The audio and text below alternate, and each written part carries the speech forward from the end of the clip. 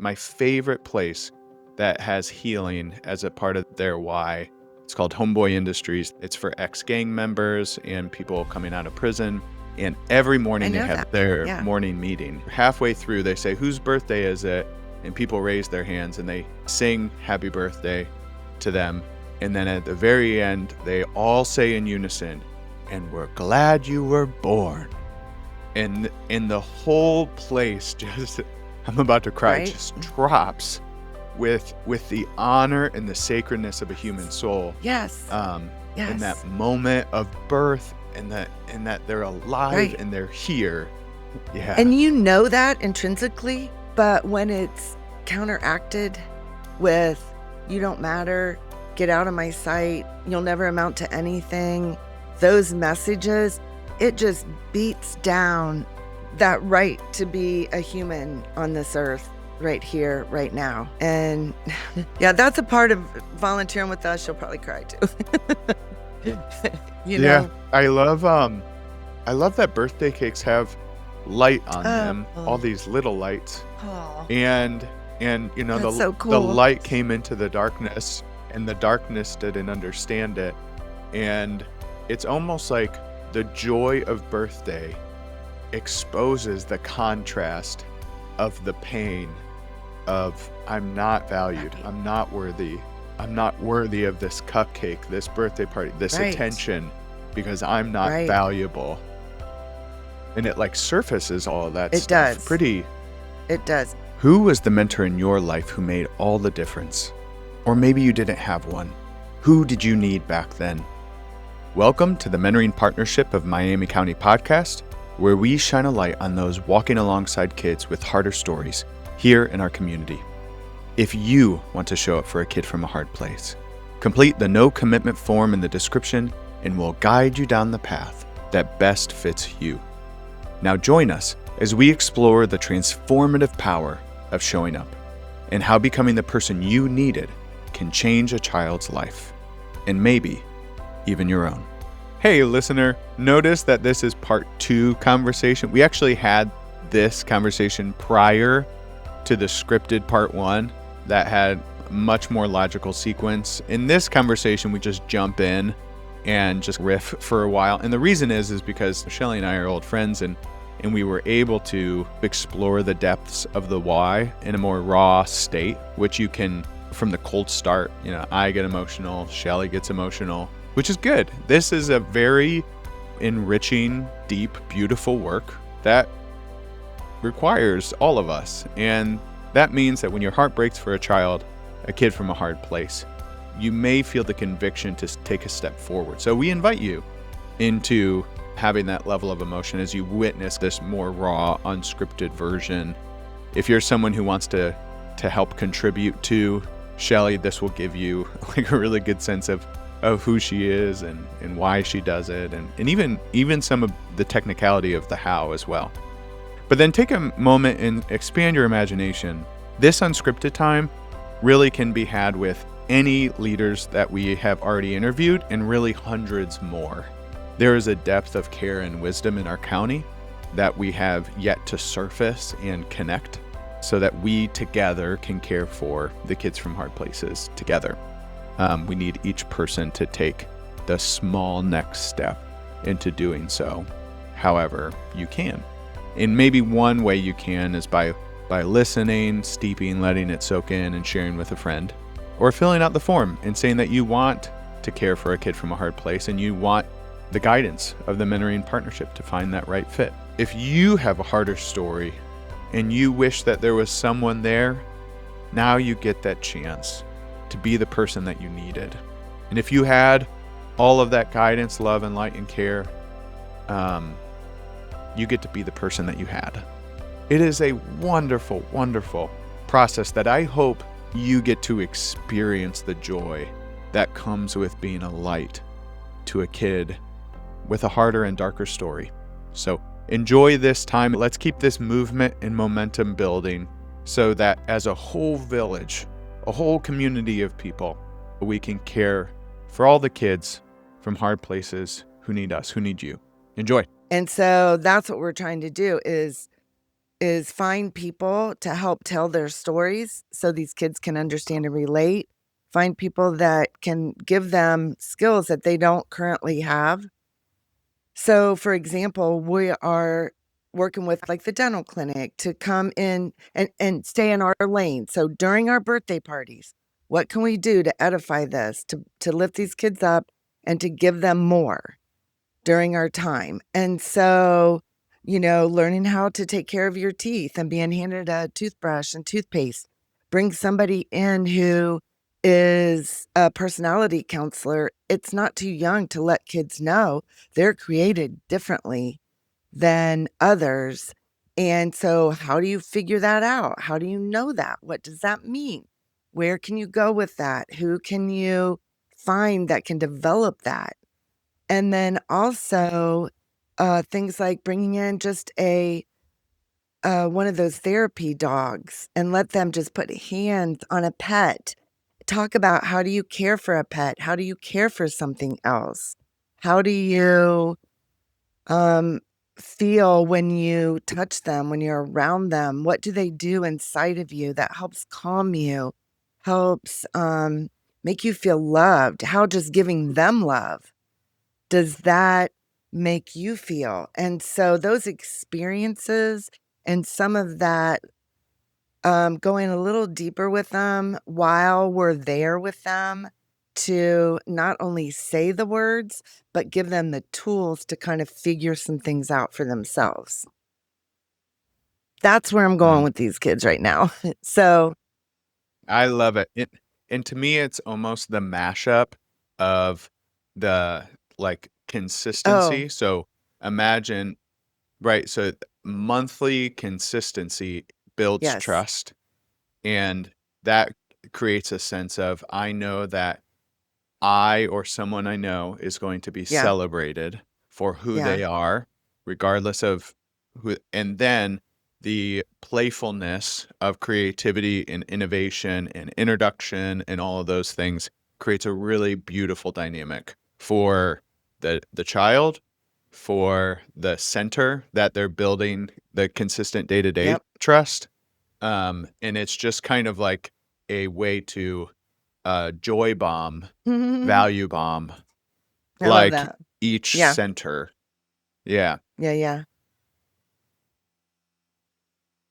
In some ways, because it's a monthly consistency where maybe they see the same faces, that builds trust.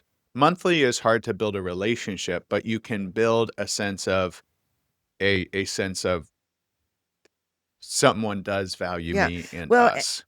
And that and does something. also just connecting what you just said. And I was gonna bring up trust because us being there, they know who we are. They're so excited we're there. They can't wait. But also that trust is built around joy. It's built around positivity and it's built around a hopeful message.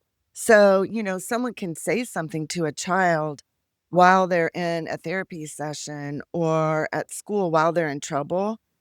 But for us to come and have this, like, positive experience with them, this joy on their face, this happiness, these treats, these games, this fun that's built into that trust, they see not only, that love and the value that we bring them, but they're seeing humans that are happy and healthy and willing to play with them and enjoy them and just, like you said, love them right where they are for who they are.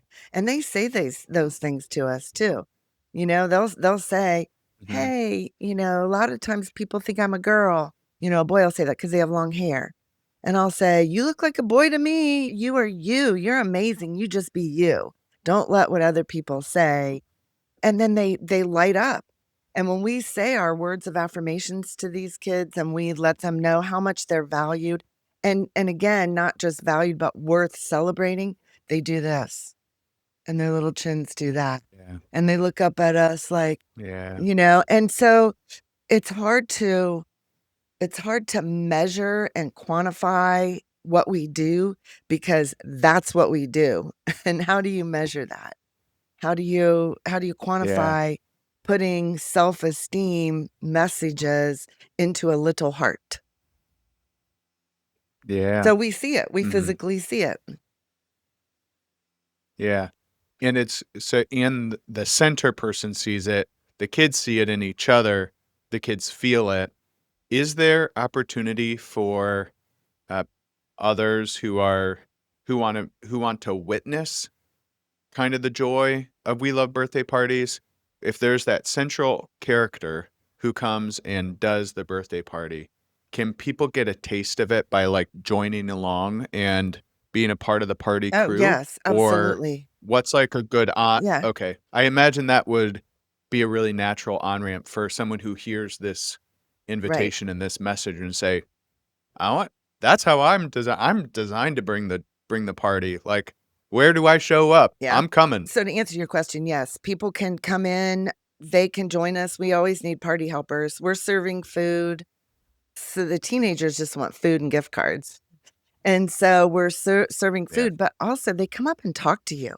When they know that you're Mm, a happy, safe, healthy human that's there just to be there for them, like many of them are starving for someone just to come up to and say, "Hey, I'm so glad you told me that because I have this idea and I want to do this." And then you're like, "Yes, do it. Where do you think that's coming from?" mm, We have ways to speak into them. So what I have found is the best volunteers for us are ones who grew up like the kids were serving. And so they get it, they understand, and they know what they need to hear. But also, um, they are the adult who has overcome so many of the obstacles that you and I know, many of us know when we look at this kid that are coming their way. And so we're planting mhm, seeds of hope and happiness in them. We're trying to flip that narrative in their brain. So the kid that told me, we're like, we're celebrating, you're amazing. You're here on this earth, like right now, in this place for a purpose. This kid says, not me. I'm just a huge disappointment. Just ask my mom. And then you're mm, like, wait a minute, hold up. Not everybody feels that way about you. Don't know what's going on at mhm, home. Parenting's hard. Your mom's probably tired. But this kid is going through his friendships. I'm a disappointment. He's going through his schoolwork. I'm just going to disappoint him. He's thinking about his future. I'm just going to be a huge disappointment. And so, if we can at least each of his peers, us happy, healthy adults, are telling him that is not true. You aren't a disappointment. Don't let one person, even if it is your mom, and you have to respect her and you have to love her, but you don't have to own those harmful words. You can believe something different. You can believe in yourself. You can believe in others who come around you and see something different in you, see something more in you. And so that's what we try to do. So anyone who has a heart for trying to help us flip that narrative, and again, the consistency once a month. So even if you aren't the birthday child that month that we're celebrating, you're the one helping us celebrate, and you're hearing those same messages that we're saying over and over every month to the kids. and if somebody wanted to take a step in, they could kinda go underneath the wing of someone who's kinda the party thrower for a certain Yeah, center and easily, just kinda stick with that tribe and be a part of that. easily.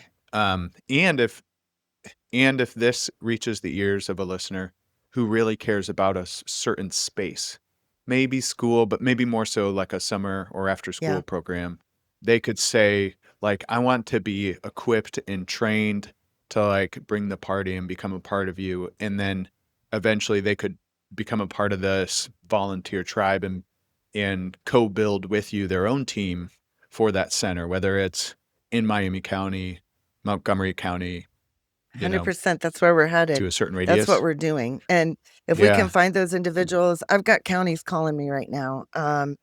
It's just the Mm, bandwidth. It is we've got the yeah. plan. It's the people and the resources to do it. The kids are Mm, out there. There's so many of them.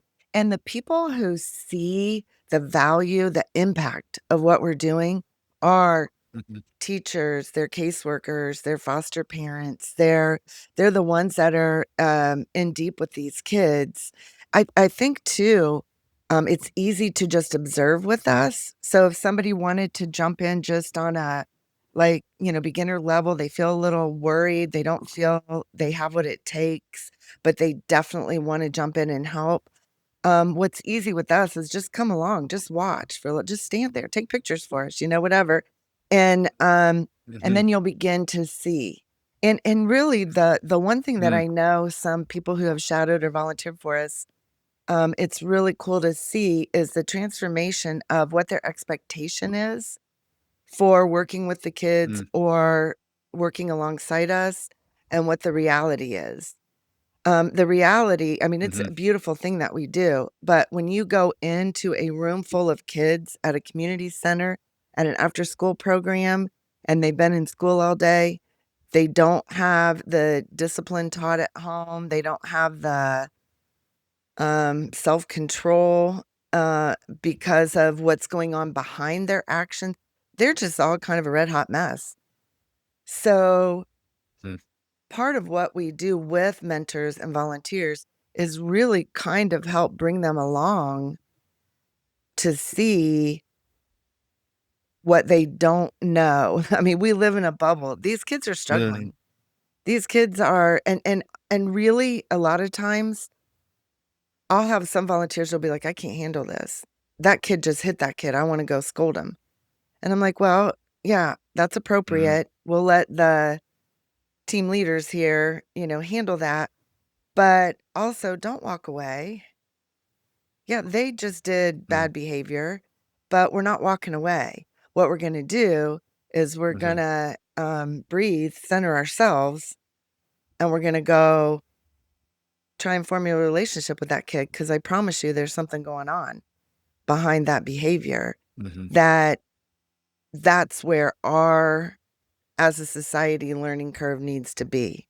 Because a lot of times we mhm, just discount those kids as obnoxious, bad, mean, whatever, and we're not thinking about why is that kid trying to get so much attention right now?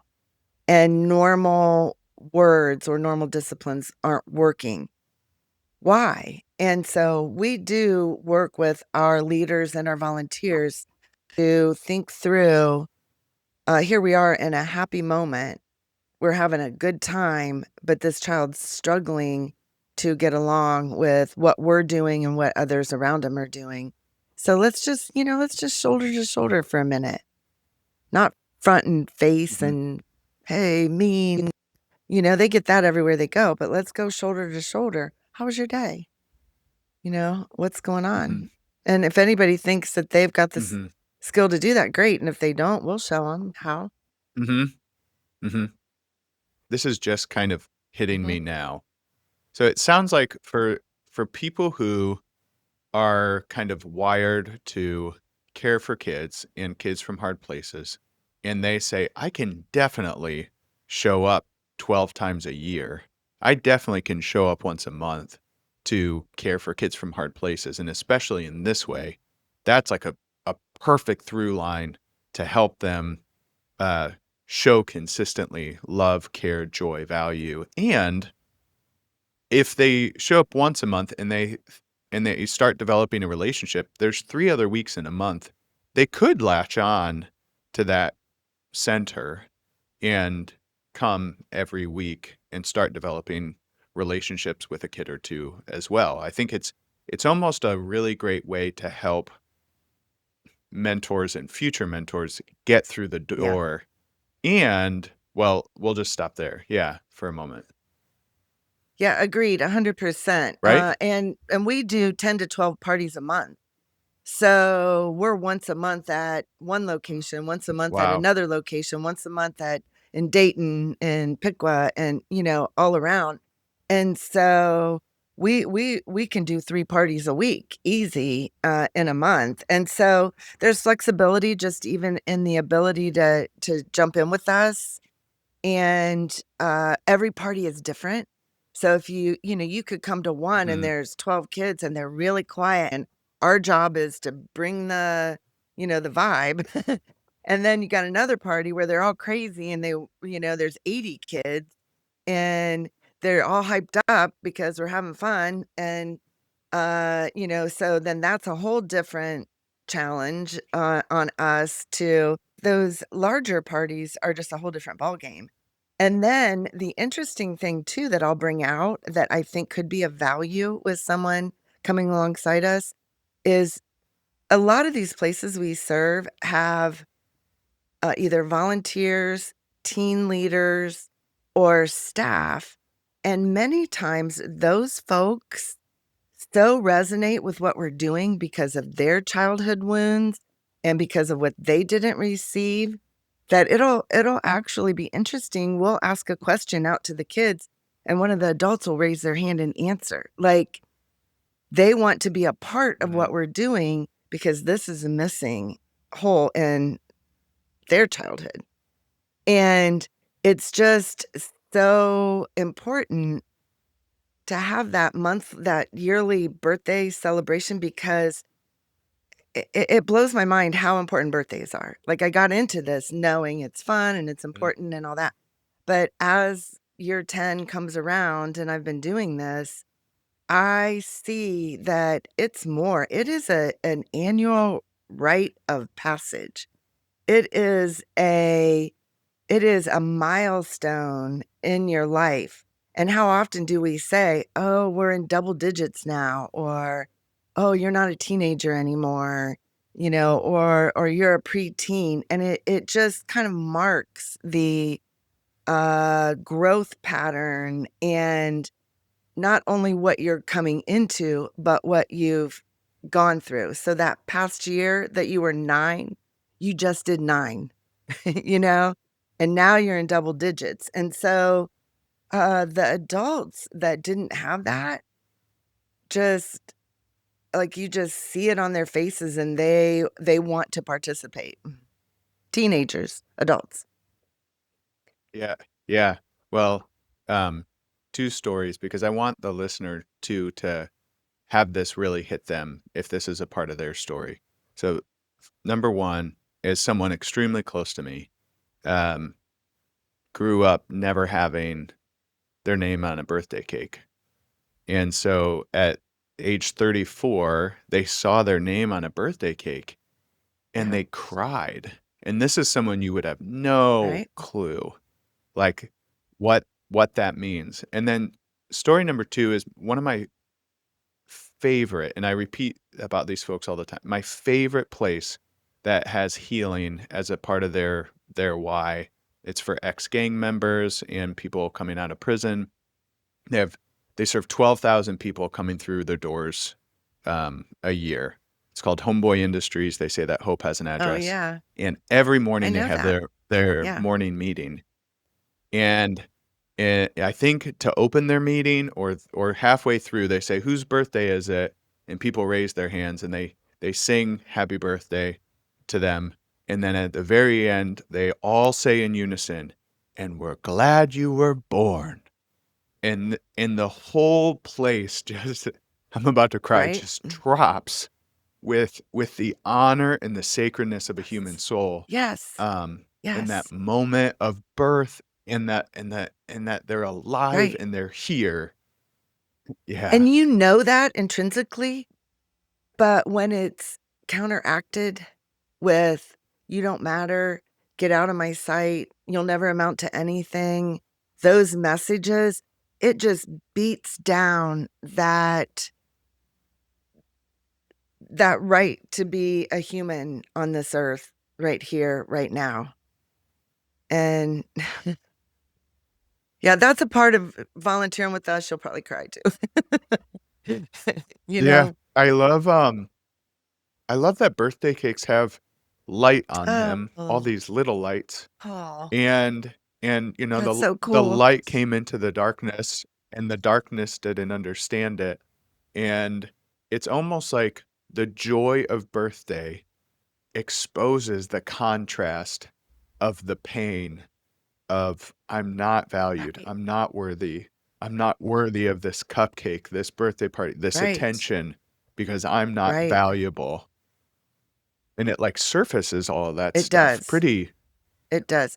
And I've Yeah, had very few kids not want to come up and be acknowledged. It's another beauty of partnering with somebody who's already serving kids in poverty because they see each other each day, so they're safe, they feel safe there for the most part with their peers. And so it is a space where they don't feel so self-conscious. We'll bring them up front and they get to pick their candle and their cupcake first or their donut or whatever we have and put it in, and so they get to go first, and then they get to light that candle. We've been forgetting to turn the lights out, but I'm gonna start using your analogy and turn the lights out and speak to that light in them. You just gave mm, me a brilliant idea, and that is so impactful when you see a dark room and then a candle is lit and it's shining up on your face, and illuminating your being. So just so meaningful. Again, so hard to quantify. yeah, yeah, for real. But I think I have this word of the year that I do every year. I'm pretty sure that either my 1st or 2nd year, the word of the year was light, and all through the year, it's that the illuminescence, who one is, and birthday can and there's this little light of I'm gonna let it mine, shine. I'm gonna let it Yes. shine. And I can just picture that, like, the light that you're giving to someone and celebrating Yeah. who they are in their birthday cake, you want that light to just, like, be flamed in them so that they start to know and, maybe remember or know for the first time, like, "I have a light Mm, in me." mm, mm. Yeah, And I also believe that speaks to purpose, where yeah, you aren't just here to blob around on the earth. You were created with different skills, talents. You're equipped and you're here at this time on earth, and there's a reason why you're here at this time on this earth. So that light inside of you is meant to give away. It's meant to share. It's meant to shine. And I honestly believe when people feel that they have a value and a purpose, that that that breeds in you desire and confidence and creativity, and you see things differently than if you're just in there trying to light your own light all the time, like, let it shine, let it out, spread it around. And the best verse in Genesis is let there be light. You know, Paul, right now am more than fulfilled because I am able to shine my light, and that is something I want all the kids to know in spite of your trauma, which, my background's a trauma background too. I didn't know what normal was for a long time. So you find out and you figure out what normal is. You find out that nobody knows what they're doing, and you find out that you've got your own light inside of you that brings purpose and hope and healing and joy and fun and celebration to the rest of the world. That's what we got to get in these kids. That's what they need to know. yeah. It's like they are light, and they have so much light, and they're children. Like, they're meant to exude it, but if there's all of this grime that gets piled on and it starts blocking it out and they can't see Yeah. themselves clearly, they don't Yeah. think that Well, they're and if they're full of light. hungry, and if they're Yeah, tired and they're hearing they they have so much responsibility because it's their job to keep the house clean or they're in trouble. They see their parents just strung out and hungover and on drugs and asleep all day and in a dark room where they don't come out of. They don't know what light is, and they don't know that they've got that in them. If you don't see it and you don't feel it, and I often say that we live in the greatest love story in the midst of the fiercest war. And if these little souls are contending this war against light and darkness, mostly by themselves, yes, they have teachers that are overloaded, and yes, they are maybe going to an after-school program where the ratio is 70-5. The invitation is to help someone show up and be a part of We Love Birthday Parties and bring the light and show up for 3 parties a week or 1 party a month for a center. And how We Love Birthday Parties and any adult that wants to help break apart all that grime and bring their own light into that child to fan that flame through consistency. Like, I feel in so many ways like you, Shelly, and We Love Birthday Parties owns the spirit of joy. And on the reason why you're able to show up to these centers is because there's trust and consistency already baked in.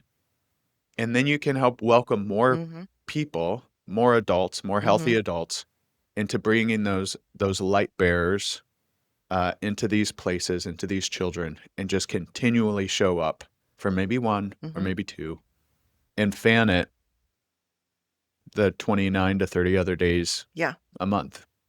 We need that. And whenever you do anything like this, it actually impacts the volunteers. It impacts us as much as it impacts the kids. It'll change your life too if you come and do something like this and pour into these children. And it will maybe open up hurts that you didn't know you still had and help kind of push through and heal some of those. I mean, that's the benefit of giving your light to someone else too, is there's just hope and healing that goes on inside of you. And also just awareness, understanding what kids are going through, and that builds compassion, and that builds empathy, and that builds a desire to make a difference. So, yeah, I highly encourage anyone that just, even if you just want to come for a day or 2 and see what we're doing, and it maybe it isn't your thing or your place, but come try it on, especially if, and you can give us ideas too, like games. What game did you play that you remember that was so fun? Like, what words were impactful for you, or did you miss? The more the merrier, the more the better. Yeah, the invitation for a future volunteer to say, like, you're not doing it for this reason, but expect that it's going to happen. That if you want the light that's inside of you to grow, give it away. come. Like, you will warm yourself by helping to warm someone else. Yeah, give it away. Give what you've been given. And that's likely someone's given you light in the world and lightened up your day. And it just takes a teeny bit. It's just a teeny bit. It's not all of it. Yeah. It's just the teeniest little bit, just, and it makes it, and the ripple effects, we all know that analogy. Yeah, I've been repeating the words, we want to show up and be well and work together wherever we live, work, worship, play, and serve. And I think that people see those 5 and they say, play? Like, why play? And then you start exposing joy and what play is and how it's not frivolous. It's vital. It is vitality. Play is not something fluffy. It is something very deep. And joy can elevate us and lift us up and in the light, language, illuminate us. But it's because the reason why it's so important is because it helps expose lack, void, something that is missing in a soul, whether right now and historically. I think that one Homeboy Industries guy Greg Boyle uses this analogy where like a sponge that's been dried out for years is sitting on the table, and then you just do one drop of water and it goes, I love that. and it's just Yeah. amazing. It's like it's nothing. It's like nothing little, but for that dry sponge, it is the invitation to getting to the point of like, oh, I need more Yeah. of that love Yeah. and joy. I am parched. And for those kids coming from hard places, they're dealing with the parents who are depressed, or they're dealing with even their own kind of heaviness that, we're just not aware of. And play is a way to just release that. My favorite sound is children laughing, like running and playing. Like this building that we have here, I love the fact, this just was by accident. Kids will come in the front door and they see our big party room and they run. And I'm like, you run, you go. I mean, that's what kids do. They run, they play, they laugh. When that part is kind of, overshadowed with responsibility, or and kids will take on responsibility for what's going on in the home. They don't need to, but if someone doesn't tell them that that's not their responsibility, they don't know that. And so they deal with things that, I think we need to recognize more. Where there's guilt inside of children or there's shame inside of children, those things don't need to be there. They haven't had enough life yet. If you're 12 and you're dealing with the fact that, your parents are failing or that your family is hungry, that's not yours to carry. You should be, jumping, running, playing. Kids should be playing. They should be laughing. They should be running. They should be experimenting. They should be growing and being encouraged and acknowledged at every milestone. Yeah, I keep coming back to this hope that a parent or parents are well. Like if they're well in all kind of dimensions of life, like they will try their best to give a child what they need. If they're not well because they don't know that they're not well, they have generational stuff that they haven't dealt with, they haven't figured things out, like that will flow into a child. And you can't stop a child from, like, you can say till you're blue in the face, this isn't your responsibility. That doesn't stop their desire to make things better. And they're so precious in that way. And if that's their desire to make things better, then they'll say like, well, what is it? What is mine to do to make things better? And they may put that on themselves when they grew up too fast. And there's probably so many children that have grown up too fast. And because of that, the season of life when they have joy and levity as meant to be the norm, the joy of a birthday party and friendship and playing is so void. I think that's the beauty of the contrast. Like it's my party, I can cry if I want to. Like, I think that sometimes somebody can cry during their birthday or in the holidays because they can feel the contrast. It's supposed to feel like this, and it very much feels like this. Why does it feel like this? Because of that. And that is relationship. Is it all hurt comes through relationship, all healing comes through relationship. So all of the hurt and the damage that has occurred knowingly and unknowingly, consciously and subconsciously, needs to be healed through healthy, loving, caring adults who can step in and be the village. I love, like, father and mother they're nouns, but they're also verbs. And so to invite the average healthy adult to father and mother to fill voids, and they don't have to say that. That never has to be exchanged, but they can show up in that posture of care to do so. And putting yourself out there and putting a hug around a hurting human, that is mothering and fathering. Yeah, and something that is probably overused but applies in so many ways is that phrase, just show up. Like, show up. Yeah. You have no idea the purpose in that. You have no idea what you're going to gain or what you're going to give. But the hardest part is just showing up, right? It is. Yeah, I mean, we often say in mentoring is that 90% of mentoring is showing up. And I think that to say that, someone might think, oh, I showed up. That's like a one-time thing.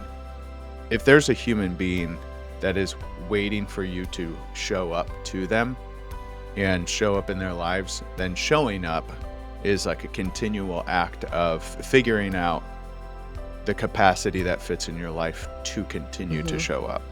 And that's hard to do. It's not hard to do once. It's hard to continue to do. It's hard to Well, and I think too, we're coming from the purest place of people wanting to show up. And most of the people, the volunteers that we've encountered, really have this desire to do that. And there's no wrong way to show up. But where you get the most value out of it is when you're there because the greater purpose of changing our world, changing your community just by planting a few little seeds in one child or one adult, wherever you show up, the elderly, the children, wherever. But I mean, it's never wasted. Chances are, while you were listening, someone else was coming to mind. You wanted them to listen in too. And on behalf of a child, send this episode their way. And if you care about these kids, take a moment right now to subscribe, rate, and review.